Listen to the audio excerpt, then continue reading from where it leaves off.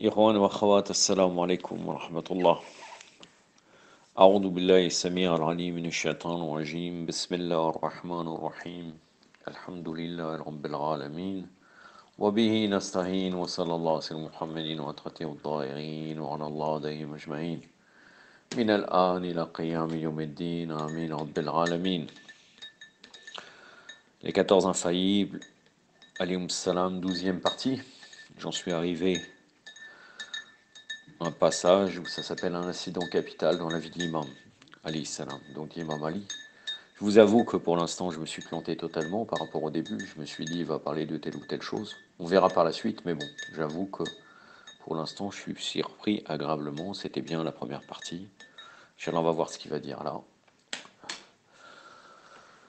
Je vais vous parler sûrement de quelque chose qu'on verra des divergences, et je vais vous le faire part.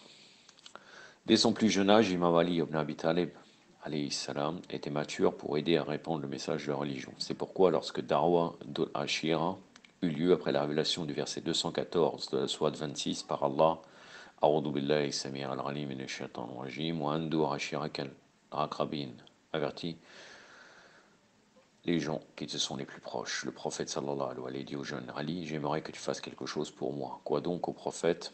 J'aimerais que tu me prépares un plat. Quel plat? Prends un mouton, 1 kilo de blé et 3 kilos de yaourt. J'aimerais que tu prépares un festin et que tu invites nos oncles. Avant de commencer sur cela, il y a une divergence concernant les mukhalifines. Les mukhalifines, pour affaiblir ça, parce que vous allez voir que ça va faire l'éloge de l'imam Ali alayhi salam.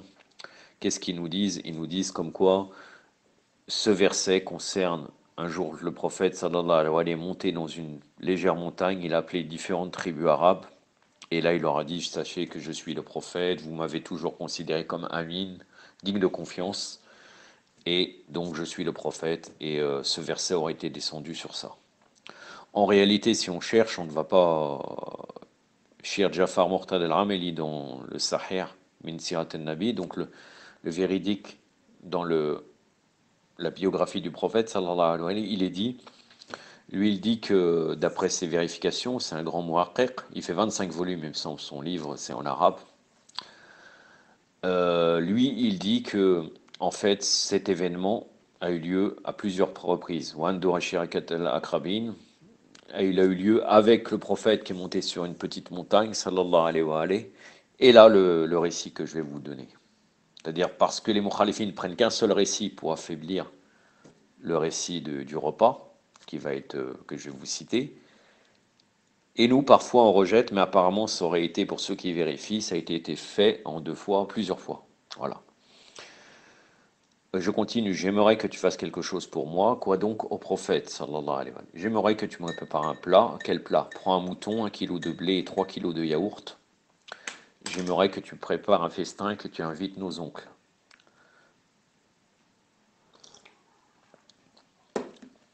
Le prophète sallallahu alayhi wa sallam et Imam Ali alayhi salam étaient cousins. Ils avaient donc les mêmes oncles. Quand ils vinrent au festin, un incident majeur et essentiel dans la biographie d'Imam Ali ibn Abi Talib eut lieu. Lorsqu'ils arrivèrent chez lui, le prophète sallallahu alayhi wa sallam leur dit, bienvenue chez moi, j'ai de bonnes nouvelles à vous donner à propos du message. Abu Lahab ne l'écouta pas, mais lorsqu'ils revinrent la seconde fois, le prophète sallallahu alayhi wa sallam leur dit, vous savez que je suis véridique et vous savez que je suis digne de confiance et vous savez que je n'ai jamais menti à aucun d'entre vous. Je suis venu vous apporter un message de bonté, de n'adorer qu'un seul Dieu et de ne pas lui associer de partenaire, et qu'il y aura un jour de jugement et vous devrez rendre compte de vos actes et qu'il n'y a pas de différence entre l'homme et la femme ou entre le blanc et le noir. Abu Lahab regarda vers lui et lui dit, ô Muhammad, sallallahu alayhi wa sallam, Allahumma salli ala Muhammad wa alihi. Quel est ce sort que tu essaies de nous jeter? Quiconque parmi vous n'accepte comme prophète sera mon calife et mon successeur. Dès le plus jeune âge, Ali alayhi salam a déjà reçu ce message qu'il allait être le successeur du prophète sallallahu alayhi wa sallam, car Ali à l'âge de 13 ans leva les mains et dit, ô prophète d'Allah, j'écouterai votre message et je suis premier à accepter vos propos. Oui, c'est important. Une des preuves, c'est dès le début de la prophétie du prophète sallallahu alayhi wa sallam, il a mis en avant l'imam Ali en disant qu'il était son successeur. Cela ne date pas seulement de sermon de Radir Khoum, qui est son dernier sermon avant son martyr, sallallahu alayhi wa sallam, quand il est parti au pèlerinage. Abu Lahab se tourna vers Abu Taleb et lui dit: Abu Taleb, il semble qu'un jour ton fils te dirigera. Il essaya de se moquer de lui. Dans les ouvrages des Mukhalifin, on dit qu'il a marqué sunnite, mais je vais dire Mukhalifin, on dit qu'Abu Taleb, alayhi salam, s'approcha d'Ali et lui dit: Ali, es-tu sûr de vouloir accepter ce message? Es-tu prêt pour cela? Ali, plein de maturité, à cet âge, répondit: Ô mon père, Allah ne m'a pas demandé avant de me créer. Je n'ai donc pas besoin de demander à qui que ce soit pour me soumettre à nouveau à Allah, subhanahu wa ta'ala. Il est donc écrit dans leur livre aussi qu'Ali alayhi salam était mature pour comprendre le message de notre prophète, malgré son jeune âge. Non seulement il était mature, mais le prophète sallallahu alayhi wa sallam dit aussi ce jour-là: quiconque accepte mon message sera mon successeur, le calife après moi. C'est une belle allusion en parlant de maturité, car très souvent, quand on parle des premiers convertis, on dit que Ali c'est le premier enfant à s'être converti. Alors qu'en vérité, vu l'ambiance qu'il y avait chez les mouchrikines, l'ambiance dans la péninsule arabique qui était plutôt orientée vers le shirk, ça montre que le premier musulman, c'est l'imam Ali alayhi salam. Qu'il serait petit ou pas, ça ne change rien. Et là, même il dit que l'imam Ali, même d'après leurs ouvrages, il était mature pour comprendre le message. C'est une belle allusion. Jazakallah khair, Sayyid Ammar Nakshawani. Aussi, dès son plus jeune âge, le prophète sallallahu alayhi wa sallam lui donnait constamment des tâches à accomplir afin de permettre de grandir et de s'épanouir dans la religion. À l'âge de 24 ans, lorsque toute la Mecque avait décidé de combattre le message du prophète sallallahu alayhi wa sallam, le prophète sallallahu alayhi wa sallam vint à Ali et lui dit: Ali, ils ont décidé de me tuer. Un nombre d'entre eux vont venir ensemble pour me tuer. Feras-tu quelque chose pour moi? Ô prophète, quelle est ma tâche? Je veux que tu dormes sur mon lit et tu prêt à sacrifier ton âme pour le message de l'islam, demanda le prophète sallallahu alayhi wa sallam. Ô prophète, serez-vous sauf? Demanda Ali alayhi salam. Oui, dit le prophète, dans ce cas mon âme est dévouée à votre âme et mon esprit est dévoué à votre esprit. Il se prosterna ensuite et dit 3 fois: Shukranillah, Shukranillah, Shukranillah, merci à Allah. Ce soir-là, lorsque les ennemis vinrent à l'attaque, ils virent Ali alayhi salam qui dormait à la place du prophète sallallahu alayhi wa sallam. Le prophète sallallahu alayhi wa sallam lui avait confié une autre tâche après cela. Ali, j'aimerais que tu fasses quelque chose. Un certain nombre de mes ennemis m'ont confié leurs biens personnels. Je ne vois personne d'autre mieux que toi en religion pour rendre ces biens leurs propriétaires respectifs. Concernant le fait que quand l'imam Ali a dormi dans le lit du prophète sallallahu alayhi wa sallam, je peux vous relater que même certains mukhalifines, donc Shir Abdelhamid Kishk, le prêcheur égyptien, Khatib, qui n'était pas du tout soumis au pouvoir égyptien, c'est un honneur de son côté. Bon, il était aveugle, il est devenu aveugle je me suis beaucoup intéressé à cette personne, j'ai écouté énormément de ses discours. Il était aveugle très très jeune. On ne sait pas comment il a fini. Bon, il aimait Omar, ça c'est sûr et certain. Bon, après, est-ce qu'il a accès à toutes les informations? Je ne sais pas. Bien, nous avons un hadith qui dit: celui qui aime Abu Bakr et Omar d'un atome dans son cœur, il rentrera en enfer. Donc, on ne sait pas. Je ne vais pas dire qu'il sera en enfer, c'est fort possible qu'il soit en enfer. Mais en tout cas, quand il parlait d'Imam Ali, c'était quelque chose. Par exemple, là, il dit que Djibril et les anges sont venus à côté du lit où l'imam Ali dormait. Il l'a répété plusieurs fois, il a plusieurs discours dans ses différents discours pendant des années qu'il faisait le Khutbat al-Jumu'ah et ses leçons il avait aussi des leçons du matin où il donnait aux Égyptiens. Et il dit que les anges sont descendus, et les anges les plus importants entourant l'imam Ali alayhi salam pour cette occasion. Allahu Akbar. Je continue. Hanzala, le fils d'Abu Sufyan, entendit ce qu'Ali alayhi salam entendit qu'Ali était resté à la Mecque pour rendre leurs biens aux gens. Hanzala, le fils aîné d'Abu Sufyan, voulait créer la zizanie. Il dit à Omer ibn Wail, qui était pauvre, de faire quelque chose pour lui. Il le soudoya avec 350 grammes d'or et un collier spécial que la femme d'Omer admirait au cou de Hind. Hind était la mère de Hanzala. La femme d'Omer avait toujours porté ce collier, ne serait-ce que pour une journée. Il s'agissait d'un collier très précieux, fait de 35 grammes d'or. Hanzala promit donc à Omer qu'il pourrait garder ce collier à vie s'il faisait ce qu'il allait lui demander. Omer ibn Wail appartenait à la tribu des Bani Saqif, la tribu de Hajjaj ibn Yusuf et Morta Saqafi. Hanzala dit à Omer: je veux que tu ailles voir Ali, alayhi salam, le représentant de Muhammad, sallallahu alayhi wa sallam, qui est près de la Kaaba en ce moment, et que tu lui dises que tu avais confié 250 grammes au prophète et que tu veux le récupérer. Hanzala voulait diffamer le prophète, sallallahu alayhi wa sallam, qui commençait à gagner le cœur des gens afin qu'on leur rendait leurs biens. Si Imam Ali alayhi salam dit qu'il n'avait pas d'or lors d'Omer, ils pourront dire que le prophète sallallahu alayhi wa sallam avait rendu toutes les petites choses, mais qu'il avait gardé les choses les plus précieuses. Cela créera le doute dans l'esprit des gens à propos du prophète sallallahu alayhi wa sallam. Et si Imam Ali alayhi salam ne le contredit pas, il pourrait leur donner de l'or pour sauver la réputation du prophète sallallahu alayhi wa sallam. Omer accepta de le faire, mais il dit, Ali ne me croira pas, il me demandera un témoin. Je fournirai les témoins, écris les noms de ces témoins, Abu Jahel, Akrama ibn Abu Jahel, Otba, Abu Sufyan et moi-même. Tu as 5 témoins à présent. Omer était à présent satisfait, il est à la rencontre de l'imam Ali alayhi salam, qui entre eux avaient déjà rendu tous leurs biens à leurs propriétaires. Il était sur le point de s'en aller lorsqu'Omer s'approcha de lui et lui dit, ô fils d'Abu Taleb, où allez-vous? J'avais une responsabilité et je l'ai assumée, je rentre à présent chez moi. Mais je suis venu récupérer mon amana, mon dû, j'avais laissé 80 misqal, grammes d'or, et un amana spécial dans un sac. J'aimerais le récupérer. Bien sûr, Imam Ali soupçonna quelque chose, il sourit donc et dit, vraiment, vous avez donné 80 misqal et un amana spécial? Oui, dit Omer. Tout le monde était présent et se mettait à ouvrir leurs sacs et à vérifier leurs biens.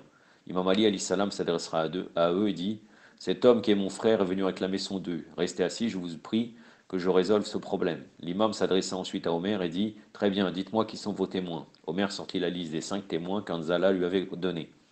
Imam Ali alayhi salam demanda alors Omer devant toute l'assemblée, très bien, dites-moi quand est-ce que vous avez remis cet amana au prophète sallallahu alayhi wa sallam. Au lever du jour, répondit Omer. Et que fit le prophète avec l'amana lorsqu'il le prit?